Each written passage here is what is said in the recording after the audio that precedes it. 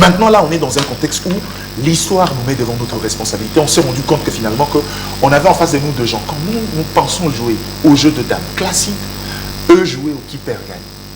Maintenant, à nous de changer la stratégie et d'entrer dans la profondeur stratégique. Vous savez, il faut savoir rendre la monnaie. En clair, il faut attaquer aussi. Un malin, malin est ennemi. Tout à fait. Et je crois que ce que le chef de l'État veut dire, ce que Martin Fayulu a dit en liminaire de son discours, je préfère ne pas considérer les aspects politiques qu'il a mis à la fin. Je prends les discours de Denis Sesanga sans considérer les orientations. Tu ne peux pas arriver sur une information qui sera mise à la place publique, de dire, mais il y a un problème, on a aussi des problèmes de gouvernance. Vous exposez nos faiblesses quand on est dans une guerre où l'aspect communicationnel est important. On a des ennemis qui nous attaquent. Vous venez faire une déclaration de soutien et de mobilisation tout en révélant nos faiblesses. J'appelle ça de l'autosabotage. Unissons-nous comme un seul homme, dans l'esprit patriotique et du patriotisme. Pas les sirsaux, quand on commence à organiser les sirsaux, ça devient dangereux. Attention, j'attire votre attention. On n'organise pas les sirsaux patriotiques. Ça vient du tic au tac. Mais quand c'est spontané, d'appartenance qui vient comme ça, spontané. Quand vous voyez on commence à organiser cela, non, il ne faut pas sortir aujourd'hui parce que demain vous avez cassé ici. On a cassé, oui, je suis d'accord, mais j'ai condamné, oui, c'est bien beau. On n'encourage pas, s'il vous plaît, laissez-moi parler. On a tué combien de Congolais depuis 30 ans? Plus de 12 millions de Congolais qui ont perdu de vie.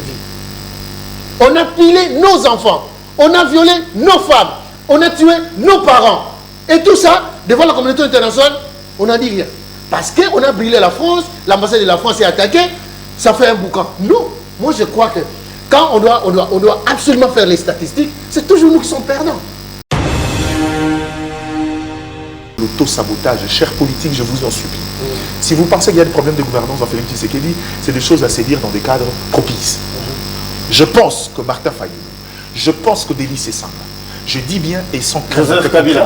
Joseph Kabila. Moïse Katumbi. Tous ces gens-là ont tous un moyen aujourd'hui de pouvoir atteindre Félix Tshisekedi. Ils en ont. Je pense que s'il y a des problèmes, c'est la meilleure façon de le faire, c'est maintenant. Maintenant, ce que le Congolais a besoin, notre plus grande force, c'est notre mobilisation générale. Or, la mobilisation populaire est une mobilisation qui a pour arc-bouton le premier. C'est ce sentiment d'appartenance. C'est une décision émotionnelle. Ne faites pas retomber les émotions de Congolais, qu'on soit partagé, qu'on commence à hésiter. Hein? Est-ce que c'est pas? On n'a pas le temps d'hésiter. Ce dont on a besoin maintenant, c'est maintenir ces sentiments-là d'appartenance. Gardons cette flamme-là. Et parce que si Moïse Laurent Désiré Kabila réussit à vaincre ce même Rwandais, militairement, il commençait à être essoufflé. C'est parce que tu vois ces sentiments-là. On n'est pas venu nous dire non, il avait commis l'erreur parce qu'il avait déjà signé avant. L'accord qui lui a permis d'arriver au pouvoir était justement d'accord de scission. Quand il est arrivé, il s'est rendu compte de son erreur. Il a maintenu la flamme, le sentiment d'appartenance, cette émotion collective qu'on doit avoir quand quelqu'un s'attaque à la République. Les considérations des erreurs des uns et des autres, on en parlera après. Bienvenue à ce nouveau Nice Press, amis fidèles téléspectateurs. Nous sommes heureux, joyeux en même temps de vous retrouver, bien que peinés, soucieux par rapport à ce qui se passe à l'est de notre nation. Vous le savez, les combats se poursuivent, hein, ça il faudra le dire. Hier, il y a eu l'adresse du chef de l'État. Le chef de l'État s'est adressé à la nation. Il a soulevé beaucoup de points. Ce qui est rassurant, le chef de l'État nous a donné encore la force. Félix Tshisekedi a renforcé davantage l'esprit de tout Congolais, partout où nous sommes. Eh bien, il a dit clairement que la RDC ne se laissera pas humilier. Il dit la RDC ne pliera pas. La RDC ne reculera point non plus. Et on ne va pas non plus abandonner, n'est-ce pas, notre intégrité territoriale. Force à nos soldats, force à nos Wazalendo. Nous allons vous parler de tout ça. Le seul sujet à l'ordre du jour, c'est un rapport avec la situation de l'Est. C'est un rapport avec ce qui se passe à Goma. C'est vrai, comme j'ai dit un peu, je me répète, que les combats se poursuivent, mais il faut dire en clair également que le rebelle et M23 ont occupé une grande partie de la ville. Une bonne partie de la ville. Nous allons vous donner les précisions. Les chefs étaient été clairs pour dire qu'il y a une offensive qui se prépare. Nous allons attaquer, nous allons récupérer nos sols nous allons récupérer notre Goma. Nous aurons des invités sur ces plateaux. Le tout premier est déjà avec nous. Il représente le régime. Il est de l'Union sacrée. Il est communicateur, bien sûr, de cette formation politique. En la personne de M. Wilson Monzemba, que vous connaissez, le tout premier invité. Gardi Diana, qui est journaliste et qui sera bien sûr reçu en qualité d'analyste politique, va se joindre à nous dans la minute suivante. Et ensemble, nous allons analyser la situation sécuritaire. Nous allons analyser la situation sécuritaire. Nous allons analyser les discours ou encore l'adresse du chef de l'État d'hier vis-à-vis de la nation. Monsieur Wilson, merci d'être là. Bon jeudi à vous. Bonjour monsieur le journaliste, je suis très content, ça fait un bout de temps, on n'a pas eu à décrypter avec vous. Tout à fait. Je crois qu'on s'est dit aujourd'hui, vu que l'actualité est abondante, et puis le peuple congolais a besoin des assurances. Voilà. Le peuple congolais veut avoir la bonne information. Comme je l'ai toujours dit et soutenu, nous devons donner l'information potable. Aujourd'hui, nous savions avec l'arrivée de la communication numérique, il y a beaucoup de choses qui se disent, il y a beaucoup de mensonges, oui. Et le peuple, quelquefois, qui est naïf aussi, parce qu'ils croient pendant un moment où ils ont le désespoir. Et nous avons intérêt, malgré nos multiples occupations, de venir éclairer la lanterne de façon que cette population-là soit éduquée et cette population aussi soit préparée par rapport à l'éventualité. Parce que ce que nous vivons aujourd'hui, c'est la dignité de toute une population, c'est la dignité de tout un peuple. Donc, par rapport à ça, nous sommes obligés de nous surpasser pour répondre à cette invitation. Voilà, c'est un plaisir. Merci d'être là. Hier, le chef de l'État avait lancé un message, plusieurs, fort pour les Congolais que nous sommes. Il dit, une riposte est en cours. Oui, c'est ce que nous attendons. Chef de l'État, c'est ce que nous voulons, c'est ce que nous attendons. Vous avez vu ce qui s'est passé à Kinshasa, nous condamnons les actes de pillage. Mais du moins, il y a un sursaut patriotique dans les chefs des Kinois, des Congolais de tout son ensemble d'ailleurs, qui demandent même les armes pour attaquer Kigali, qui demandent les armes pour attaquer Kagame. Le chef de l'État dit, la défense de la patrie est sacrée. La défense de la nation est sacrée. Il faut défendre notre pays. Oui, on va parler de ce qui se passe à l'Est. À Goma, c'est vrai, bien que ça continue à crépiter les balles, mais du moins, l'armée rwandaise a occupé une bonne partie de la ville. C'est vrai, le chef de l'État nous promet une riposte. Ça peut arriver maintenant, peut-être dans les minutes suivantes ou encore dans les heures qui viennent. Nous sommes préparés pour ça. Mais sinon, comment les Congolais peuvent s'y prendre face à la réalité? Nous sommes un pays ordonné et nous ne sommes pas un pays voyou comme le Rwanda. Comme le chef de l'État l'a promis hier, il dit qu'il y aura une riposte rigoureuse et coordonnée contre ces terroristes et leurs parrains qui est en cours. C'est ce qu'il a dit, ce sont les propos du chef de l'État. Et nous faisons confiance à ça. Je crois que le chef de l'État, la population congolaise l'a toujours demandé depuis longtemps. Voilà. Cette affaire a pris trop de temps. Trop, beaucoup trop. Si ça a pris trop de temps, peut-être que aussi, parce qu'il n'est pas seul à prendre la décision, évidemment, mais tous ceux qui sont, nous tous qui sont tout autour du chef de l'État, qu'est-ce que nous faisons? Donc, il y a une part de responsabilité que chacun de nous doit se dire, ou doit se dédire pour dire que, écoutez, ça c'est vrai. Oui, le chef devait prendre cette telle décision, mais nous ne l'avions pas accompagné sur cela. Je prends les cas. Aujourd'hui, tous, nous parlons qu'il y a les combats qui est en plein Goma. Goma, c'est une ville urbaine. Or, lorsqu'il y a des combats dans des villes urbaines, ça devient de plus en plus difficile. Parce que soit il y a un carnage pour la population, soit entre les militaires. Et seulement si le militaire s'y mixe dans la population, là ça devient plus dangereux. Premier élément. Deuxième élément, Goma n'a plus de courant, n'a plus d'eau. Nous sommes à plus ou moins 72 heures. Et dans cet état de choses, donc il y a déjà les calvaires humanitaires. Il y a un problème qui se pose déjà.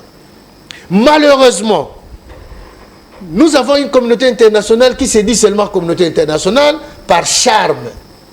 Par charme, parce que je ne vois pas sa place. Mais est-ce qu'il faut faire confiance à cette dernière, sachant que c'est la même communauté internationale qui alimente Kigali, qui alimente le M23? Évidemment, c'est pour cela que le chef de l'État dit que nous devons reconquérir chaque parcelle de notre territoire pour restaurer l'autorité de l'État. Nous sommes obligés. Aujourd'hui, le combat n'est plus seulement de féliciter. C'est ce qu'il dit. Demain, qui est, je te le souhaite, que tu sois chef de l'État. Tu vas hériter quelle nation? Une nation de morts. Tu vas hériter quelle patrie? Une patrie qui est divisée. Alors, chacun des Congolais, là où nous sommes aujourd'hui, donc, encore une fois, je vais paraphraser le chef de l'État, le combat n'est pas seulement pour les FARDC ou les Ouazalendo, mais le combat maintenant, c'est le combat de tout un peuple. Le combat de tout un peuple, et c'est le combat de notre identité nationale. Et si aujourd'hui que l'identité congolaise est perdue, parce qu'il y a un petit pays, un tout petit pays, qui est comme marionnette de l'étranger, qui était de mater la population, qui était de mater notre territoire, et nous nous taisons. Je crois que chacun de nous doit répondre à cela avec qu'est-ce que nous allons léguer à l'avenir de nos enfants. Cette jeunesse qui viendra demain, moi j'ai au-delà de 50 ans, qu'est-ce que je peux encore espérer? Qu'est-ce que je peux encore espérer?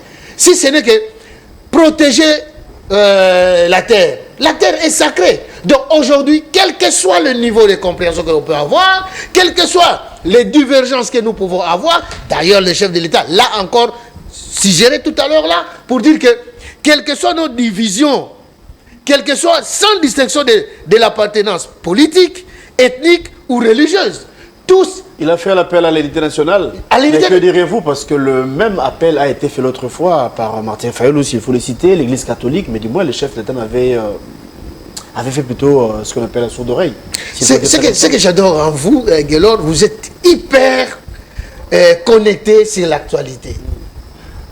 Vous voulez l'unité nationale, pour quelle intention? Pour dire que, écoutez, bon, on va aller pour se parler, et à la fin de compte, tu me donnes le gâteau. C'est différent. Regardez les succès politiques qui s'est levé au peuple congolais il y a 48 heures. Il n'y avait pas ni mot d'ordre des leaders politiques, ni mot d'ordre, on les appelle comment, chefs de partis politiques, on les appelle leaders... les autorités morales. Les autorités morales, ni des immoraux.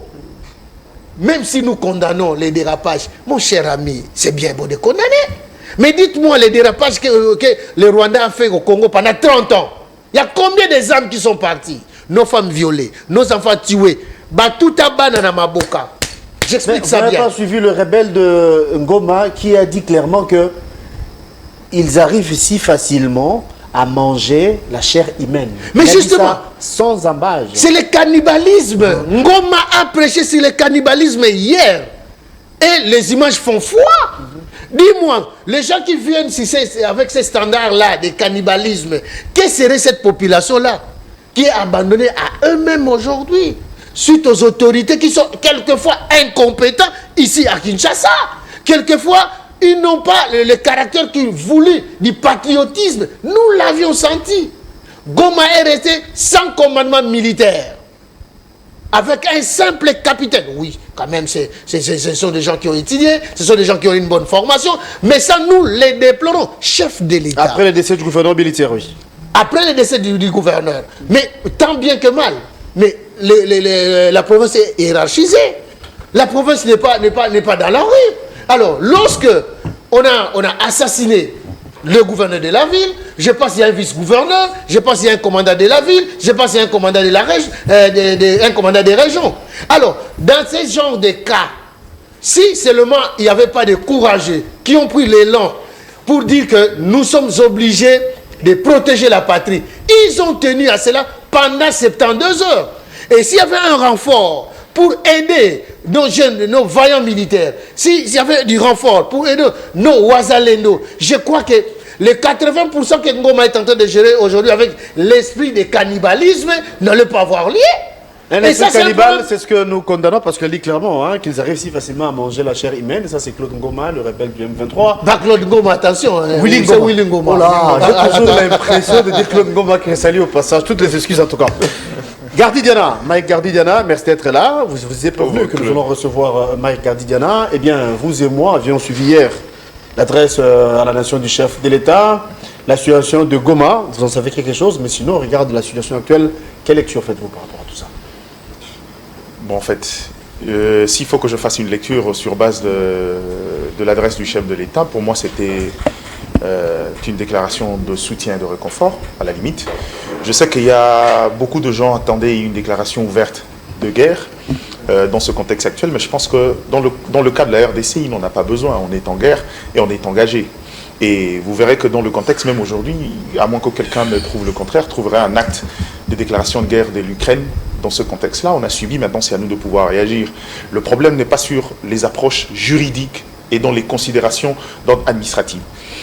Maintenant, la lecture, c'est que, je reviendrai sur ce que j'ai l'habitude de dire depuis un certain moment, la RDC sur ses approches de vouloir résoudre ces conflits de l'Est est restée dépendante des approches sous-régionales.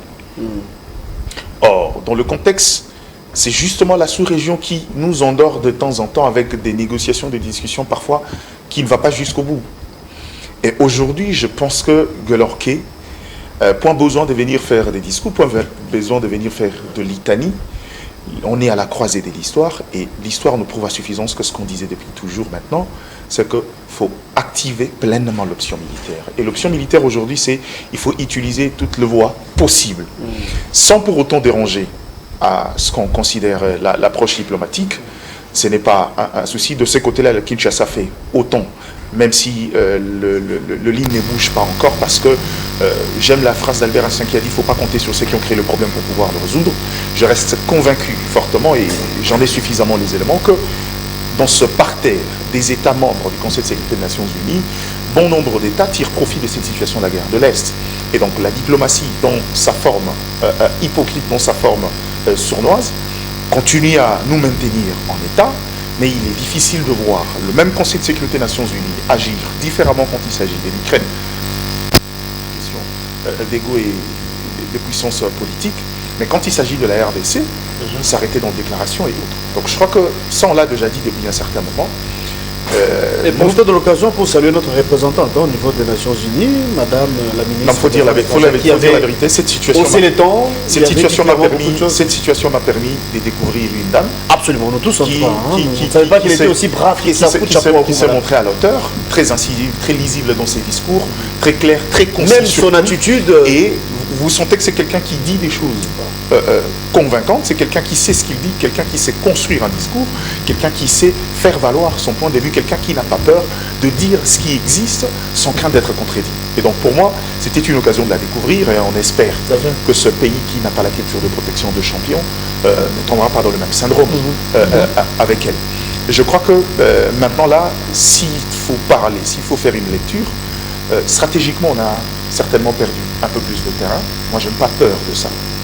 À quoi surtout dans la mesure où Guelor, si on tenait compte des approches et des considérations dans les faits qui ont été posés autrefois, on aurait su anticiper ces histoires. Guelor, quand vous avez en face de vous un groupe qui est à la solde d'un État qui depuis toujours cherche à asseoir son hégémonie sur la République. Kinshasa a dit, écoute, ça fait près de 30 ans qu'on négocie régulièrement, on est dans les statu quo, on fait des concessions qui ne marchent pas. Maintenant, le problème, c'est qu'il faudra faire évoluer la position.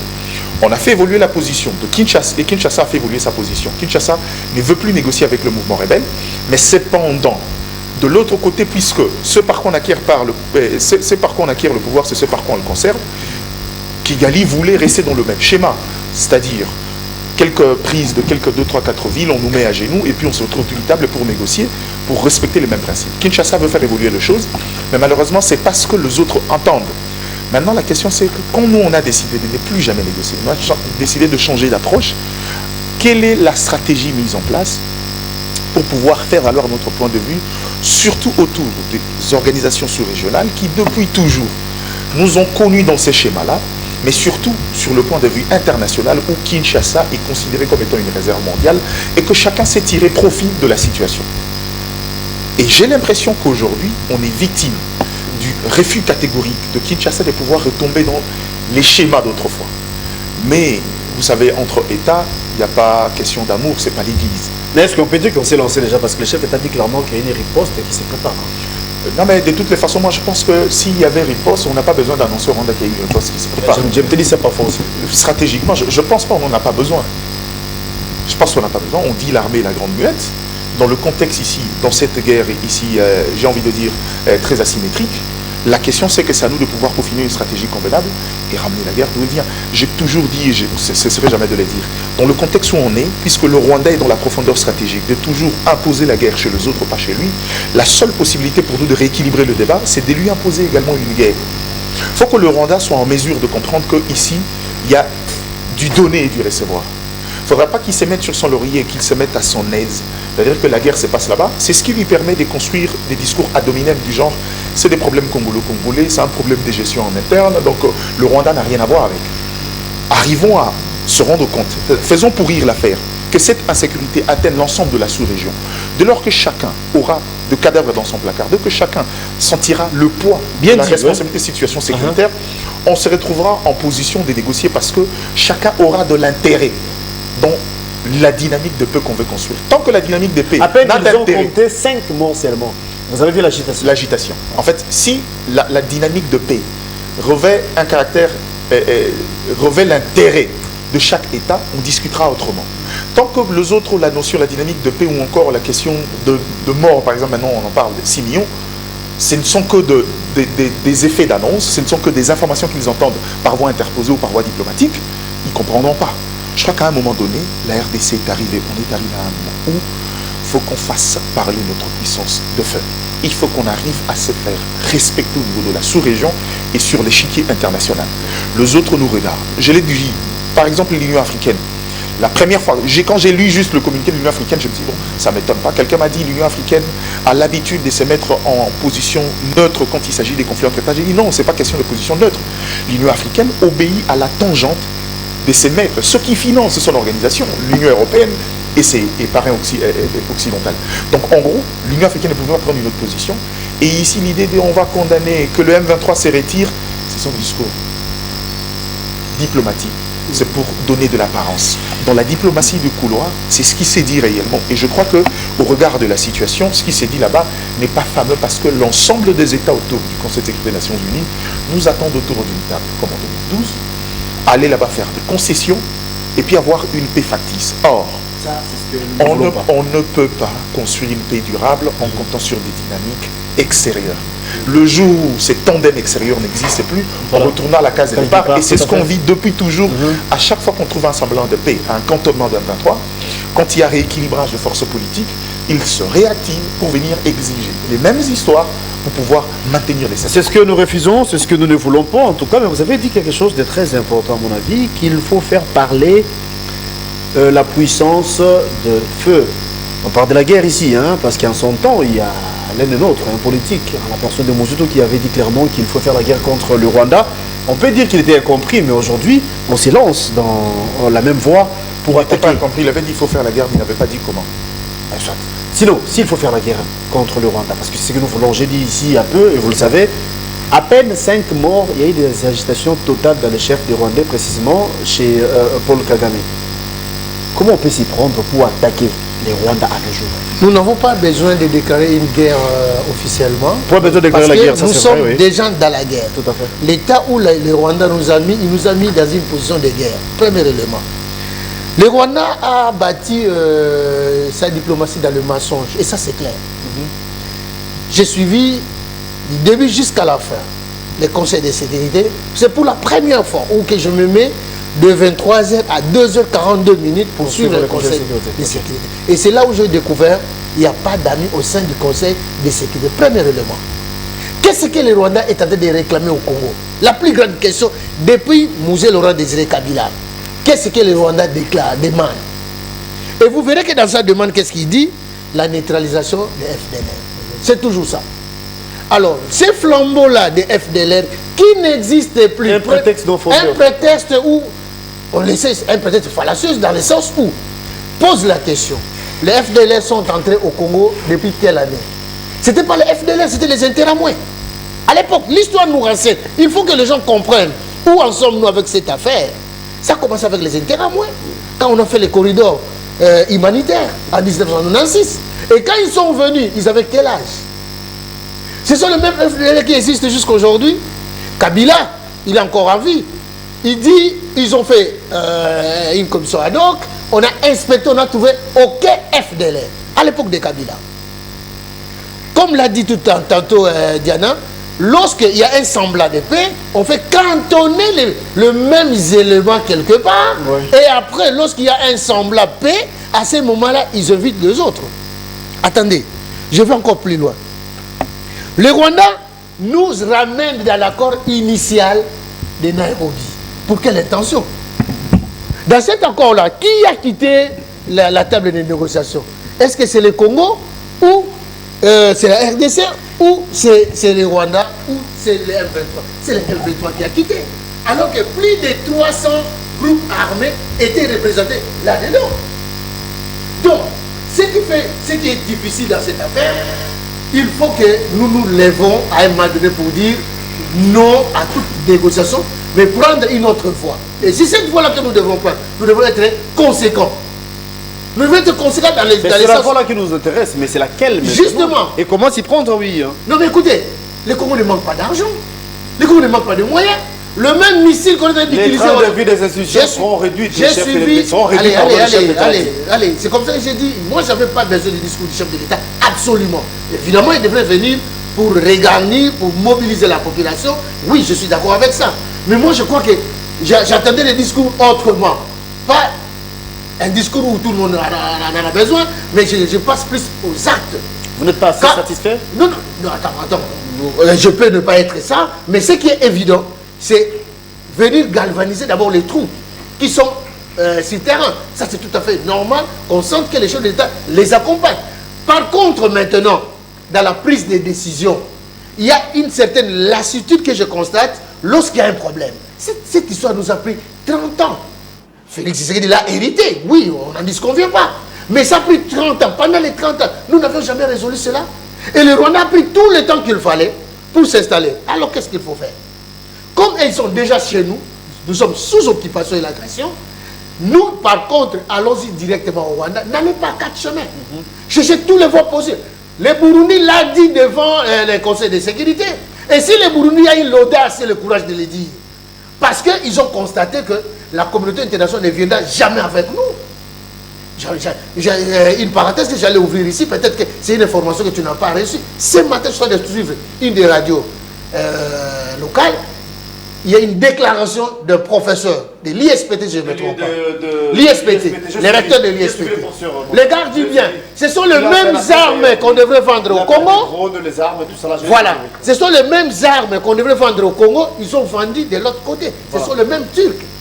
Mais Erdogan vient ici tout le temps. Les Turcs sont là qui construisent, comment on l'appelle? Voilà, cette fameuse commerciale. Vous pensez pourquoi pensez-vous que Kagame est allé chercher la médiation chez Erdogan? Mais justement, voilà les intérêts. Là où nous on laisse passer, c'est une passerelle qu'on a fait. C'est une passerelle. Et ça, j'attire l'attention. Nous avions quand même des chercheurs au Congo. Safridex, je crois, si je ne me trompe pas, Papa Kabila l'a utilisé. Est-ce qu'il avait besoin des Italiens? Safridex, c'est ici. Hein? Nous pouvons l'utiliser avec le même drone. Nos jeunes gens qui sont ici au campus de Kinshasa, nous sommes capables, après tout, nous sommes capables, nous avons tout ce qu'il fallait. Combien de satellites que j'ai vu qu'on a présentés ici? Combien de drones que les jeunes gens ont fabriqués à l'ISTA ici? Moi, je suis un ressortissant de l'ISTA, je l'ai dit. Et c'est documenté. Comment est-ce que nous ne pouvons pas utiliser nos propres moyens en lieu et place d'aller chercher ailleurs? Les mêmes Turcs qui viennent ici, le même Turcs qui vont de l'autre côté. Et c'est là où Kagame s'est dit, lui, il a la crédibilité de la communauté internationale, parce qu'il est concret.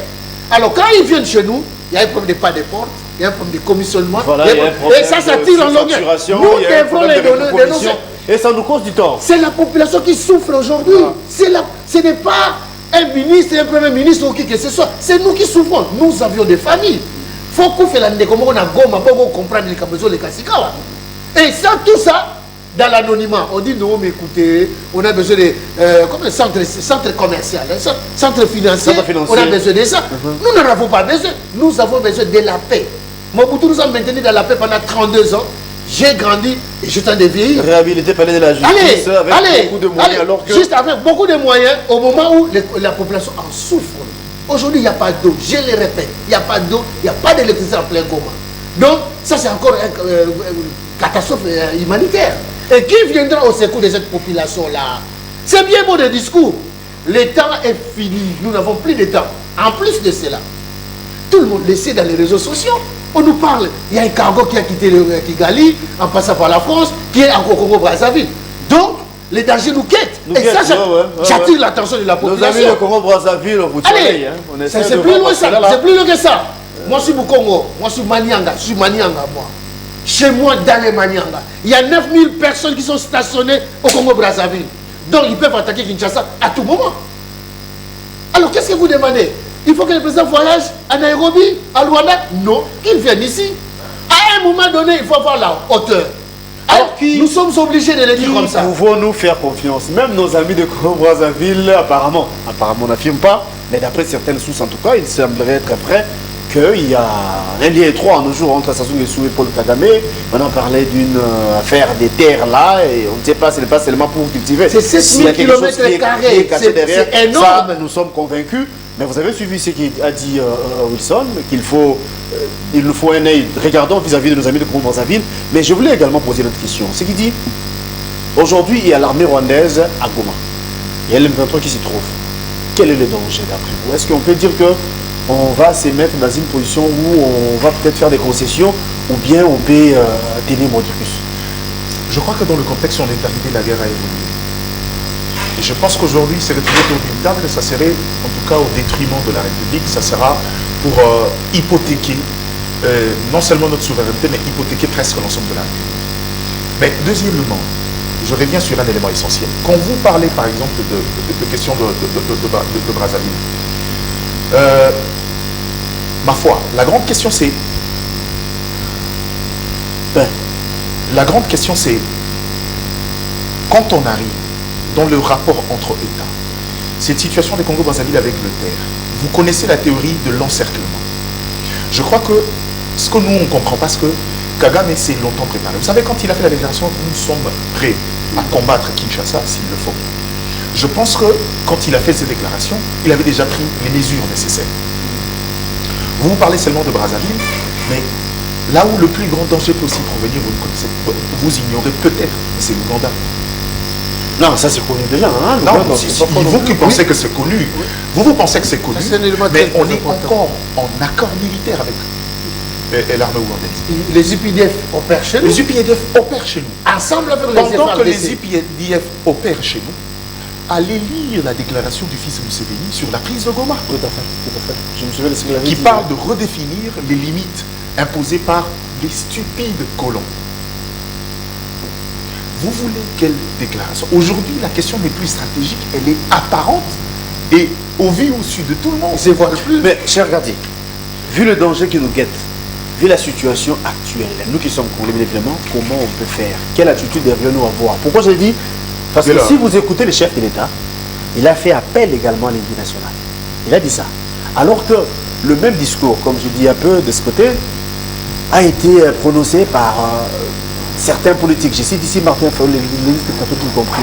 Mais hélas, le régime ne veut pas prêter attention. Aujourd'hui, pensez-vous que ça tombe au bon moment?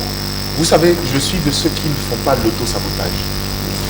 Si vous voulez prendre cette question de la guerre de l'Est sur le prisme politique, sur les positions de gens, on est perdu. Parce que le prisme politique congolais est fait de soubresauts et de contradictions, des sentiments, des mésententes parfois, des surfaces sans fondement de base. C'est la haine. Si on ose prendre le prisme... Vous aimez trop ça, la haine. Regarde, prenons les choses schématiquement. Je prends les discours, par exemple, de Martin Fayulu. Quand il revient à la question. Vous savez, moi, j'ai trouvé un discours, pour une fois, très humain et autre. Mais quand il arrive dans le 2 derniers paragraphes, vous sentez juste sa concentration. En fait, pour lui, il s'est dit, c'est aussi l'occasion de tirer l'épingle du jeu. Et ça, c'est de l'auto-sabotage. C'est de l'auto-sabotage parce que, je vous donne un simple exemple, c'est pas qu'on a agressé l'État français, mais un individu se permet de violer la personne, l'institution de Macron. Quand il a reçu une gifle, j'ai pas vu quelqu'un dire non, il ne faut pas faire ça, mais Macron l'a quand même mérité.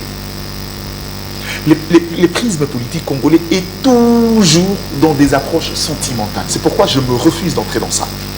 Je pense que s'il y a des problèmes de gouvernance en interne, on en réfléchira. Mais là où nous sommes ici, on est en face de l'histoire.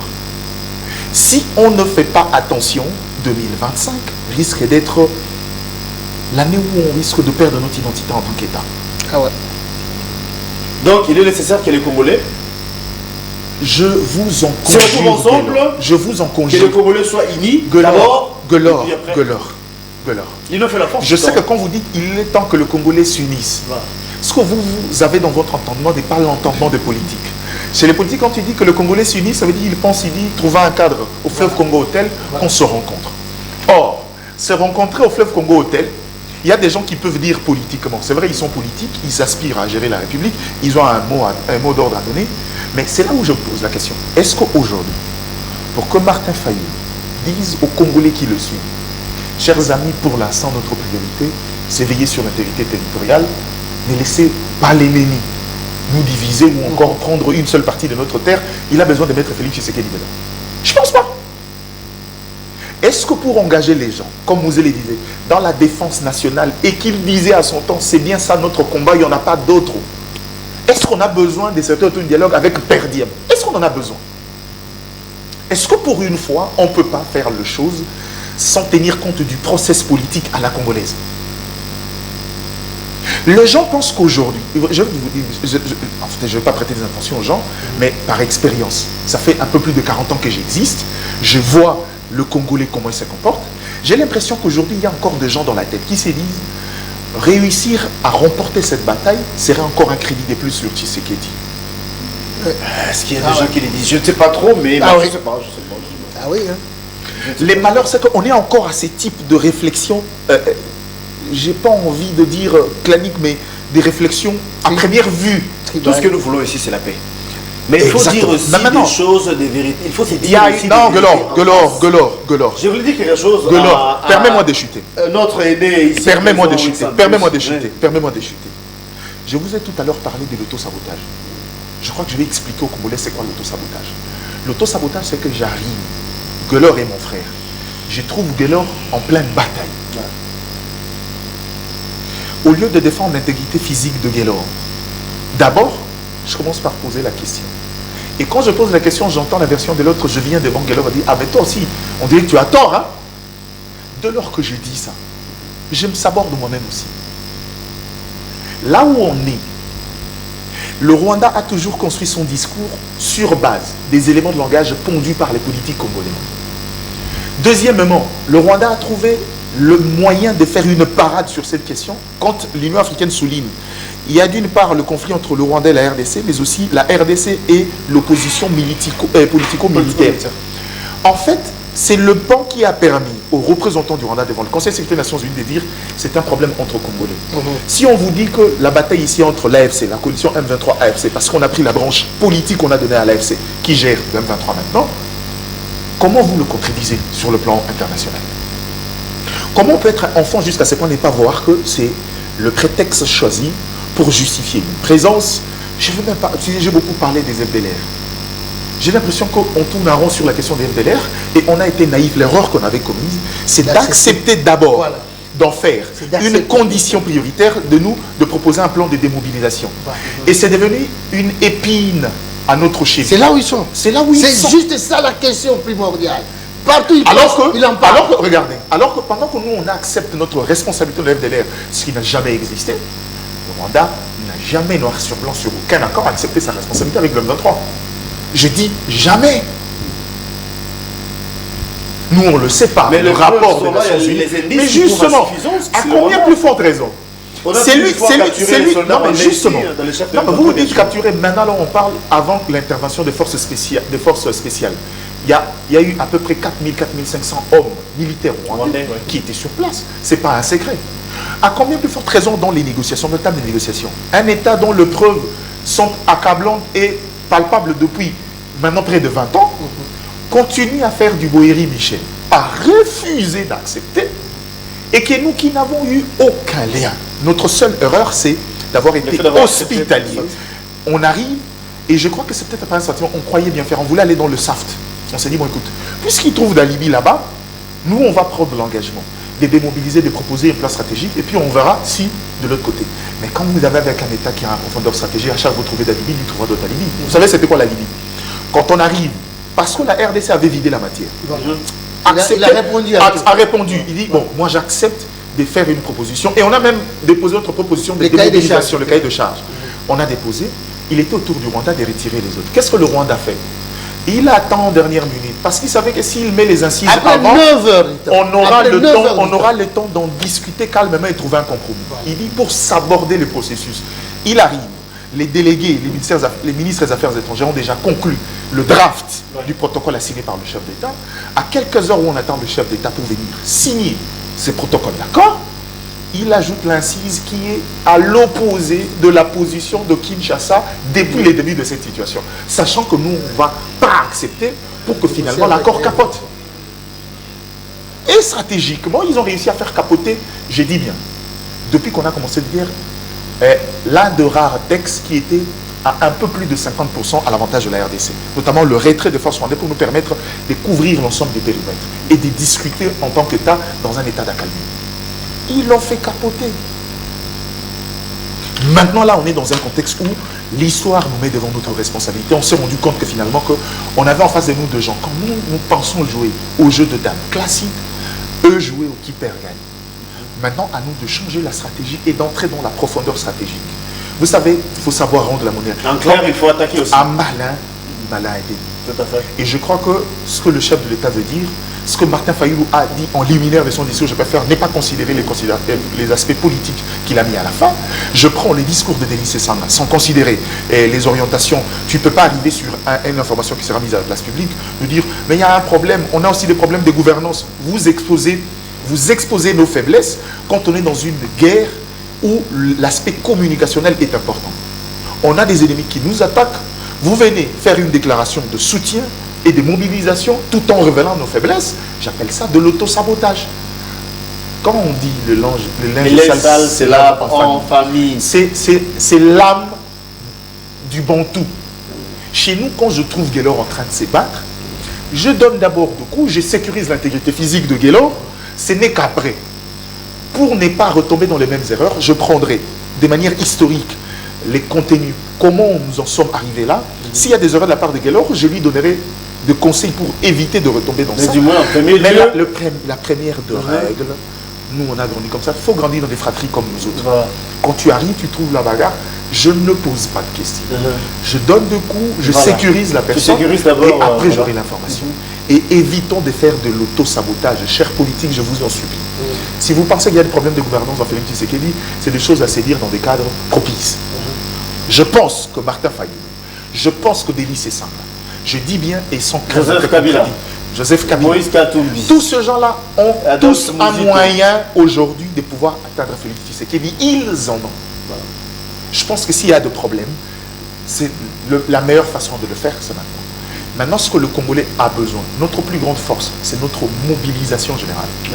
Or, la mobilisation populaire est une mobilisation qui a pour arc-bouton le premier. C'est ce sentiment d'appartenance. C'est une décision émotionnelle. Ne faites pas retomber les émotions de Congolais, qu'on soit partagé, qu'on commence à hésiter. Hein? Est-ce que c'est pas? C'est pas, c'est pas.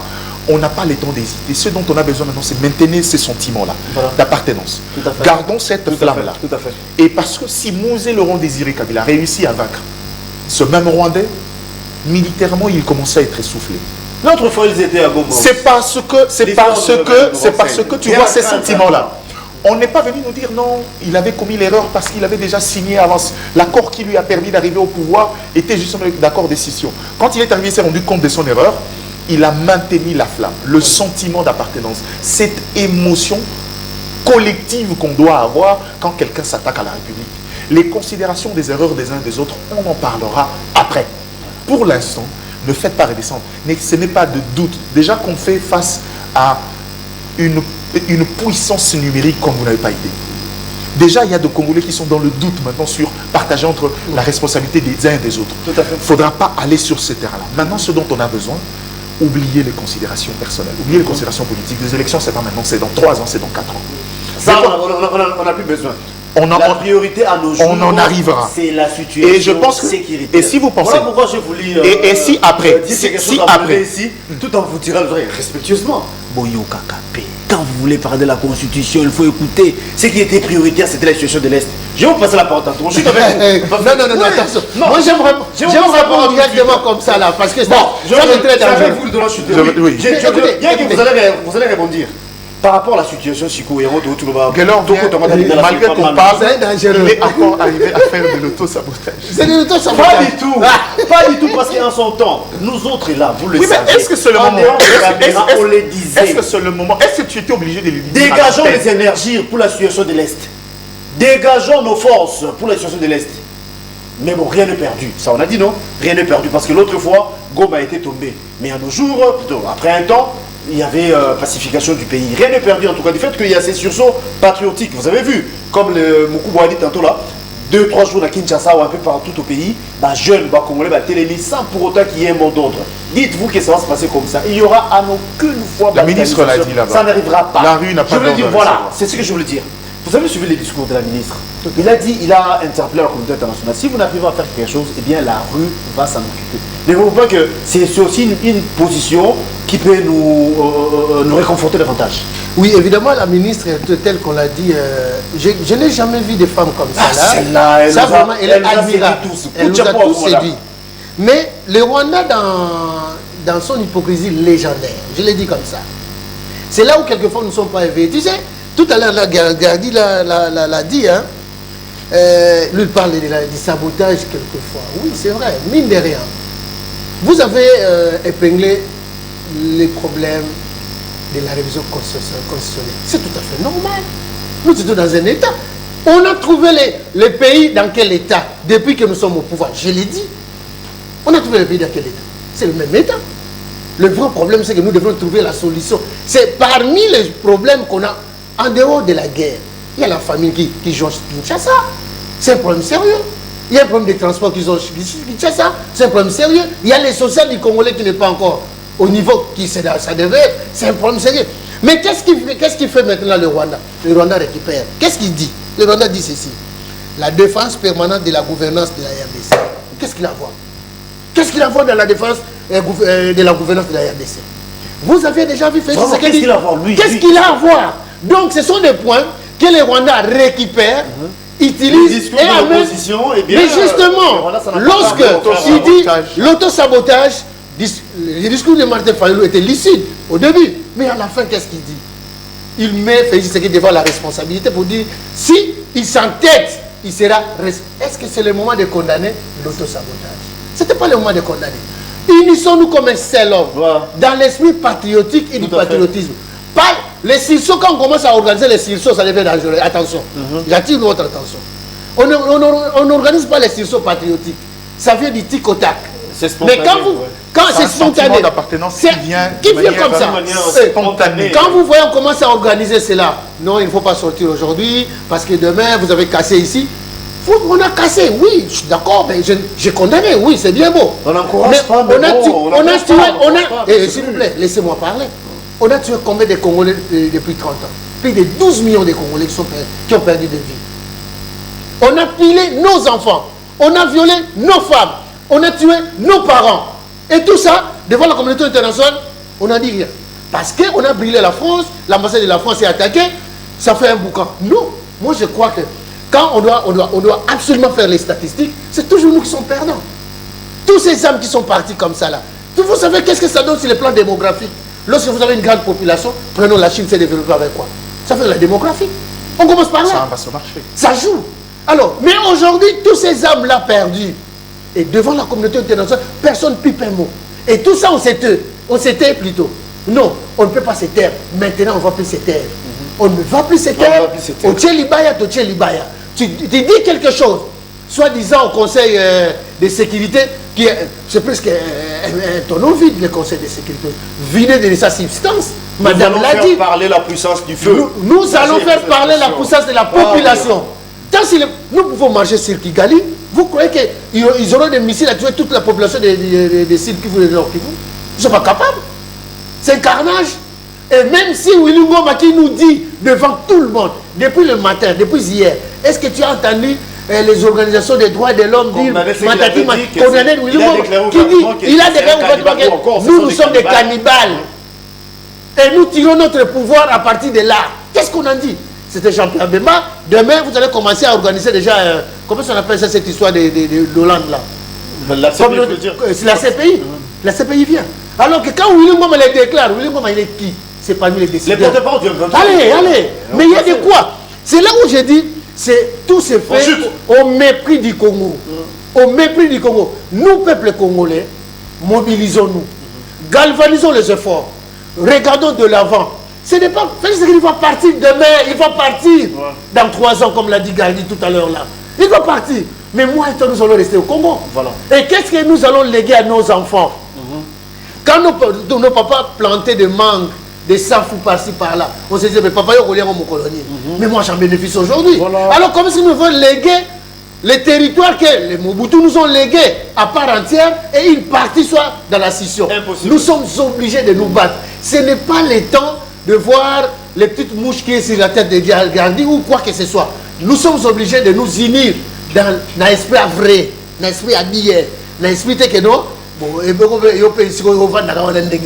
Félix va partir, le Congo restera et nous avons besoin du Congo. Merci beaucoup, Monsieur Wilson Monzemba. Je rappelle que vous êtes Union Sacrée, merci d'être venu.